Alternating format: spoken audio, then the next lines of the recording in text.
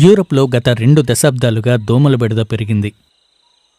ముఖ్యంగా Asian tiger జాతి దోమ దాదాపు 13 యూరప్ దేశాల్లో వ్యాపించింది. వాటిలో ఫ్రాన్స్, స్పెయిన్, జర్మనీ, గ్రీస్ వంటి దేశాలున్నాయి. వేడి, పొడి వాతావరణ పరిస్థితులు దోమల వ్యాప్తికి అనుకూలంగా ఉంటాయి. ఉత్తరం నుంచి దక్షిణం వరకు ఇవి వ్యాపిస్తున్నాయి.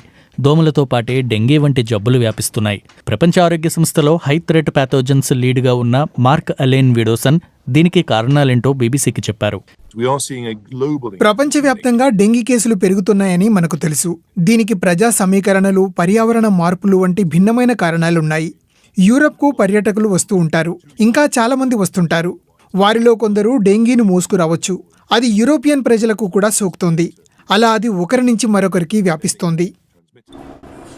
2023 గణాంకాలను బట్టి చూస్తే స్థానికంగా ఈ జబ్బు బారిన పడ్డ వారితో పాటు విదేశీ ప్రయాణాలు చేసిన వారిలో కూడా డెంగీ కేసులు గణనీయంగా నమోదయ్యాయి. త్వరలో ప్యారిస్లో జరిగే ఒలింపిక్ క్రీడల కోసం భారీ సంఖ్యలో ప్రజలు రానున్నారు.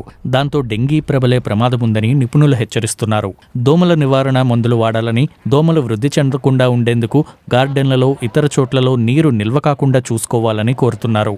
వాతావరణ మార్పులు ఇదే వేగంతో కొనసాగితే మరో 40 ఏళ్లలో బ్రిటన్లో కూడా డెంగీ వ్యాపించొచ్చని ఓ తాజా నివేదిక హెచ్చరిస్తోంది.